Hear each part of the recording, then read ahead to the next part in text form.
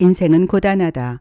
우리가 잘못 살아서가 아니라 원래 인생이 고단하기 때문이다. 이런저런 자기계발서를 주구장창 읽어보아도 모든 문제는 나 자신에게 있다고 말하는 것 같습니다. 내가 어떤 태도로 사느냐에 따라 나를 둘러싼 상황이 달라진다고 말이지요. 그런데 이 말이 오히려 나를 더 구석으로 쳐넣는 것 같더라고요. 어쩌라고, 나도 나름 열심히 하고 있단 말이야. 그러다가 주위를 둘러보면서 알게 되었어요. 때로는 우리가 어떻게 사느냐와 상관없이 인생이 우리 앞에 제멋대로 던져놓는 사건도 있다는 사실을 말이지요. 그래서 이번 돌다리 동네 책방에서 펼쳐볼 책은 바로 이겁니다. 개떡 같은 기분에서 벗어나는 법. 라이프 코칭의 세계적인 전문가인 안드레아 오원이 쓴 책을 이름도 맛깔스러운 김고명님이 옮겨주셨습니다. 무례한 사람들의 개소리 따윈 무시해버리라는 핵사이다 언니의 14가지 솔직발칙한 조언이라 읽고 보니 정말 팍팍한 기분이 뻥 뚫리는 느낌이었어요. 그래서 여러분과 함께 이 이야기를 나누어 볼까 합니다. 여기는 책과 이야기가 있는 돌다리 동네 책방입니다.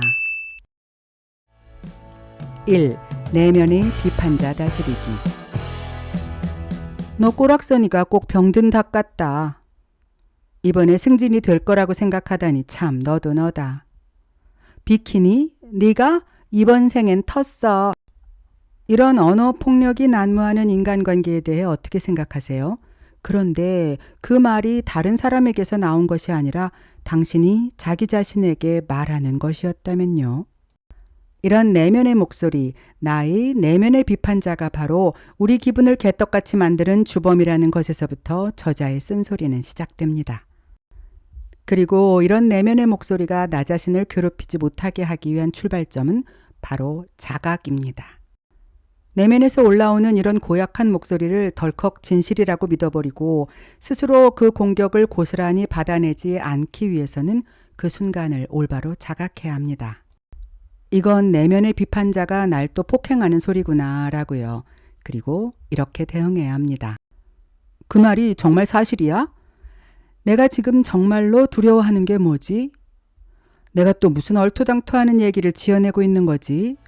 라고요. 2. 감정을 마취하는 습관 끊기. 고통을 피하는 법 따윈 없어. 많은 사람들은 감정을 적나라하게 느끼는 것이 힘겨워서 마음을 마취시키는 습관을 가지고 있습니다. 껄끄러운 감정이 닥쳐올 때 되도록 그런 감정을 피해갈 수 있기를 바라고 어쩔 수 없이 맞닥뜨리더라도 가능하면 그 감정을 느끼지 않고 생각과 행동만으로 사태를 수습할 수 있기를 바랍니다.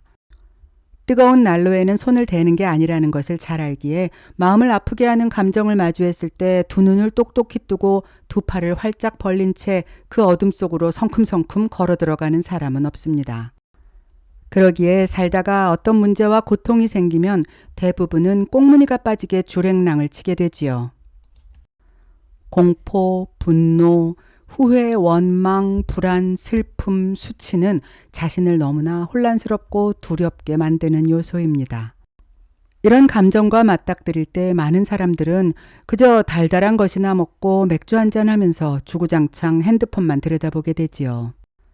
이처럼 마음을 마취시키는 이유가 자신의 인생을 증오하기 때문이든 그 인생을 견뎌내기 위해서든 그런 습관에서 벗어나려면 자기가 안고 있는 모든 문제를 똑바로 보고 자기 앞에 닥친 역경을 온 마음으로 느끼면서 꿋꿋이 앞으로 걸어나가야 합니다. 그렇게 그 모든 감정을 있는 그대로 느낄 수 있게 되어야만 회복 탄력성과 행복성이 커지고 인생을 더 잘 살 수 있게 되는 것입니다. 저자는 이쯤에서 지성기라는 용어를 사용합니다. 지랄 같은 성장의 기회라는 뜻이라나요. 마음의 고통은 육체의 고통처럼 우리에게 뭔가가 잘못되었다는 경고를 하는 역할도 합니다. 우리에게 무엇이 중요한지 알려주고 그쪽으로 우리의 관심을 집중시킴으로써 삶에서 어떤 것을 바꿔야 할지 말아야 할지를 깨닫게 해주는 것이지요. 그러니까 건전한 감정 표출은 기분의 횡포에 휘둘리지 않기 위한 처방전 같은 것이 될 수도 있다는 것을 깨달을 필요가 있습니다. 3. 개소리 따윈 웃으며 넘겨버려. 남의 비위 맞추지 않기. 알고 있나요? 착한 아이로 살아가면 결국 나쁜 아이가 됩니다. 그것이 부모의 기대에 부응하려는 생각이든 남들을 불쾌하게 만들어서는 안 되고 자신이 아끼는 사람들을 행복하게 해줘야 한다는 강박이든 간에 다른 사람의 입장을 너무 생각하다 보면 나 자신의 모습은 오히려 무너지게 됩니다. 타인의 감정까지 내가 어떻게 할 순 없다는 것을 인정하고 매사를 너무 예민하게 받아들이지 않는 습관을 갖도록 노력해야 합니다. 우리가 매사를 예민하게 받아들이는 것은 그게 습관이 됐기 때문입니다. 매사를 예민하게 받아들이지 말라는 말은 아무 반응을 보이지 않거나 아무 대응도 하지 말라는 뜻이 아닙니다. 단 대응을 할 때는 자신이 원하는 게 무엇인지 정확히 알아야 한다는 것이지요. 매사를 예민하게 받아들이다 보면 감정에 휘둘려서 원치 않는 행동과 말을 하게 되니까요. 그러니까 개떡 같은 기분을 끊어버리기 위해서는 경계선이 필요합니다. 사납게 대립하거나 설전을 벌이라는 게 아니라 내가 받아들일 수 있는 것과 받아들일 수 없는 것을 정확히 구별하고 기분 나쁠 땐 분명하게 이렇게 말할 수 있어야 한다는 것입니다. 사람들은 사태가 최악으로 치달을 때까지 참고 참다가 더 이상 남들이 멋대로 구는 것을 견딜 수 없는 지경이 되어서야 그간 억눌러 왔던 분노를 폭발시키면서 고래고래 악을 쓰며 원하는 것을 요구합니다. 그러나 이런 식은 누구에게도 도움이 되지 않습니다. 공격을 당하는 상황에 이르러서 그 말을 경청하고 타협하려는 사람은 없거든요. 그러니 경계선을 그을 때는 미리 신중하게 생각해서 의도적으로 친절하게 해야 합니다. 4. 이 세상에 완벽한 나는 없으니까. 때론 노력하지 않는 것이 최선일 때가 있다. 완벽주의에 시달리는 사람들은 완벽주의를 포기하면 나태한 사람이 될까 걱정을 합니다. 그러나 완벽함이 아니라 우수함을 추구하는 것만으로, 좀 더 나아가 탁월함을 추구하는 것만으로도 우리 삶은 충분히 훌륭한 모습을 갖춰갈 수 있습니다. 우수함을 추구하는 건 자신에게 초점을 맞추는 것이고, 반면에 완벽함을 추구하는 건 타인에게 초점을 맞추는 것입니다. 그러니까 완벽주의자로서 견디기 힘든 비판을 받는 것을 두려워하지 말고 자신에게 숨 쉴 수 있는 여유를 선물할 수 있어야 한다는 것이지요. 5. 나는 특별하다는 생각. 통제욕 내려놓기. 어떤 사람들은 내가 모든 것을 통제할 수 있으면 내 삶에서 불확실함, 불편함, 불안함이 싹 가시리라고 생각합니다. 사람들은 자신을, 자신의 삶을, 자신의 감정을 통제할 수 없는 것 같으면 다른 사람을 통제하려고 드는 경향이 있습니다. 그리고 그런 상황이 여의치 않을 때 다시 무한 우울에 빠져들어 감정의 상처를 받게 되지요.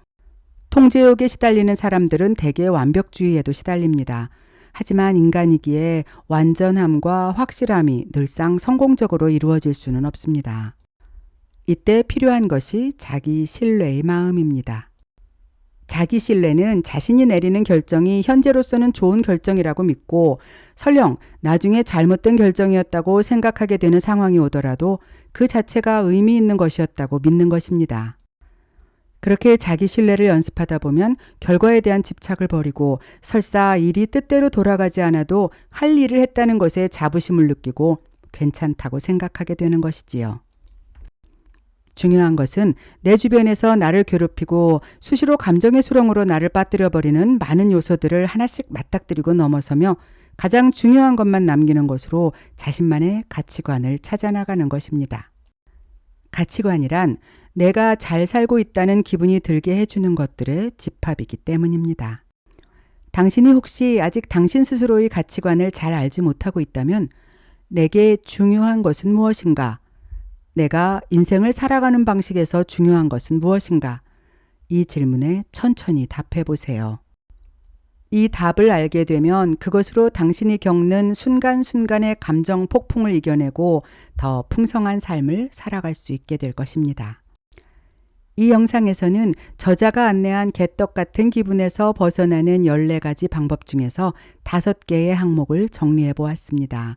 더 자세한 내용에 관심이 있으신 분들은 이 책을 꼼꼼히 읽어보시는 것도 좋을 듯 합니다.